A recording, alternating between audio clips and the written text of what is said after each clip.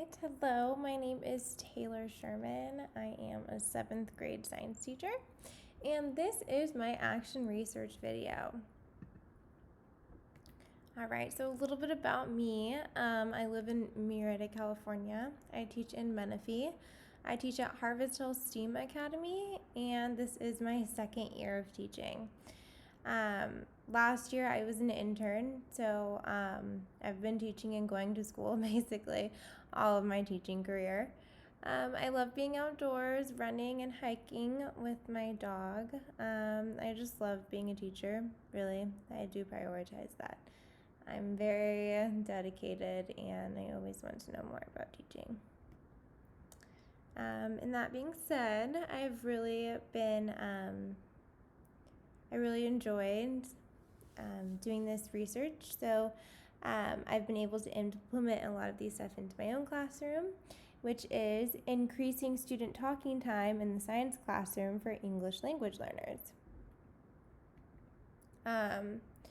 So basically, the reason why that I wanted to do this is do this research topic was because I've always gained a lot in my schooling experience from conversations with classmates, and especially in college.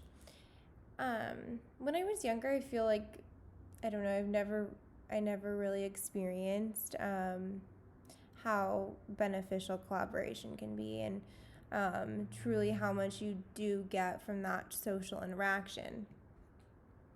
So, really some of the things that I've seen within my own classroom as I've implemented some of these strategies are it does really increase engagement. Students like to talk to each other. They do really enjoy having that human connection, and I think that's really important, that we're very social creatures as humans, and we do retain a lot more, or I do at least. I do retain a lot more when I actually can talk about something, and then it develops higher level thinking because you are engaging in deeper conversation. You're able to think about things and see new perspectives, and it is a really I think it's an awesome skill. And then of course, English language learners, they get to practice using the English language. They get repetition, they have structured learning through sentence frames. Really the benefits of student talk are pretty much endless. And so my research questions, I have 2 research questions. So my first research question is, does increasing student talking time in a science classroom improve the performance expectations of the next generation science standards for English language learners? And then my second question is, do referential questions improve student understanding of scientific concepts and vocabulary?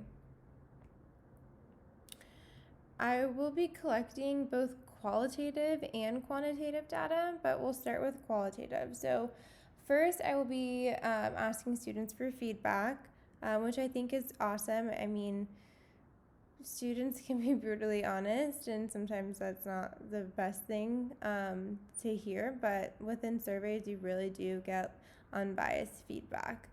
So with the survey, I will be giving students a survey prior to the implementation of the student talk strategies, and then they will be given the same survey after the implementation of the student talk strategies to kind of compare the data and see if any improvements have been made.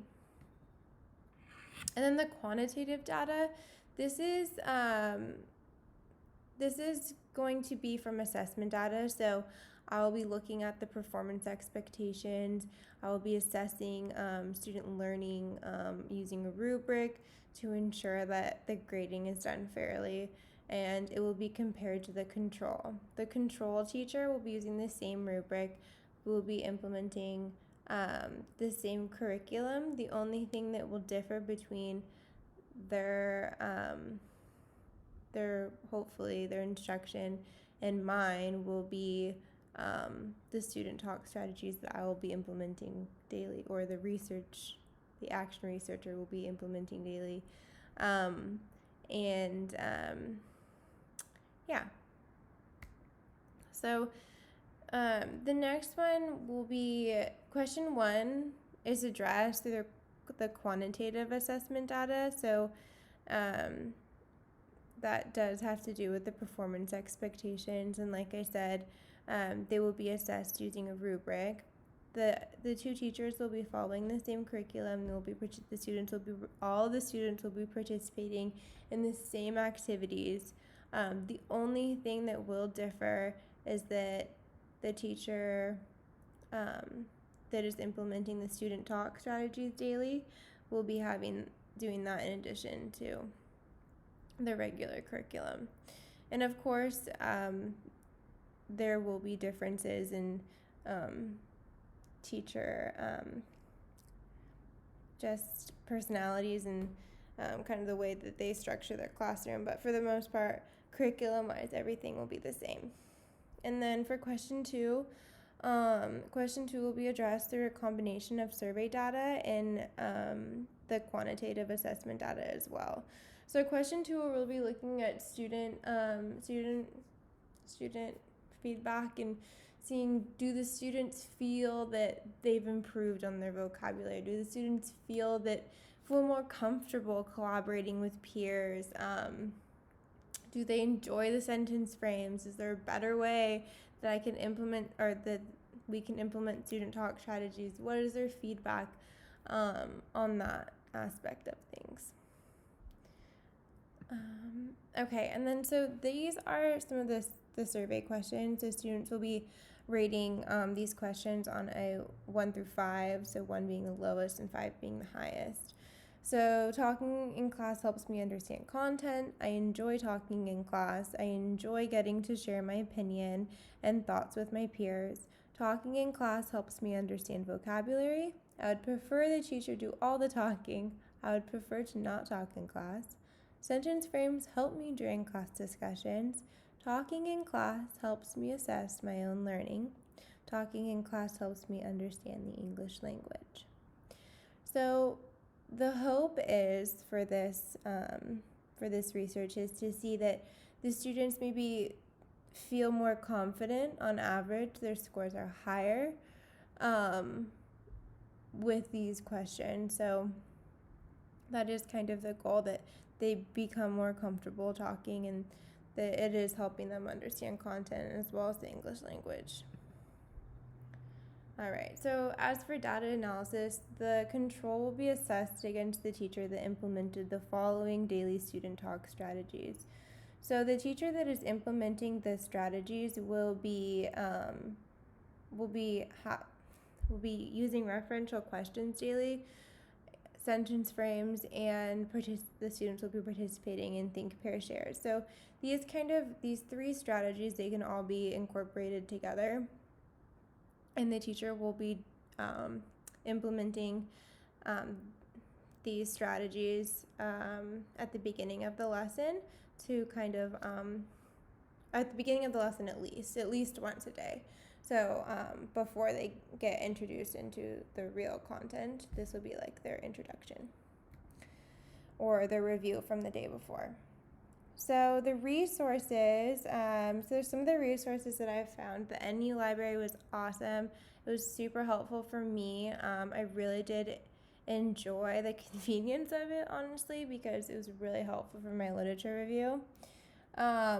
Something that I've never really experienced before, because I've always been using Google Scholar, so it was really nice to be able to find exactly what I'm looking for with those keywords.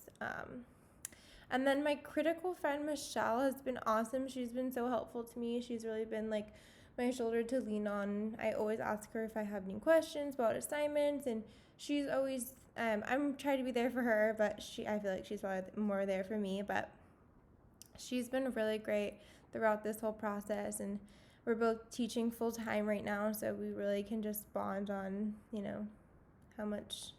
what to do and how we're gonna get stuff done. So, and then I found a really, really great author. His name is M.P. Boyd, and he really emphasizes learning for English language learners, and it's been he has done a lot of research on student talk strategies, and he's really been kind of like my main author that I've been looking at. He's written several papers, and he really has been very helpful to me. So that being said, he did help me come up with the process of actually implementing this action research. So the first thing that I would do in this process is giving the students the initial survey. So the students would be given the initial survey. The second part would be the implementation of daily strategies. So the teacher would be implementing the student talk strategies mentioned before. And then the third would be the first assessment. There will be a series of 4 assessments.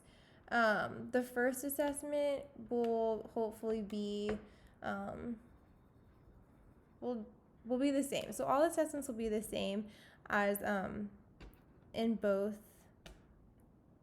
the control and the manipulated variable. So for the teachers, but the hope is to see progression from assessment 1 to assessment 4 within the classroom that has been implemented. So really we are looking at various forms of data. So we're hoping to see a progression within the classroom that has been implementing the student talk strategies, and we're also hoping to see that assessment data proves that student talk strategies are beneficial for student learning in comparison to the teacher that is using the same curriculum but is not implementing student talk strategies.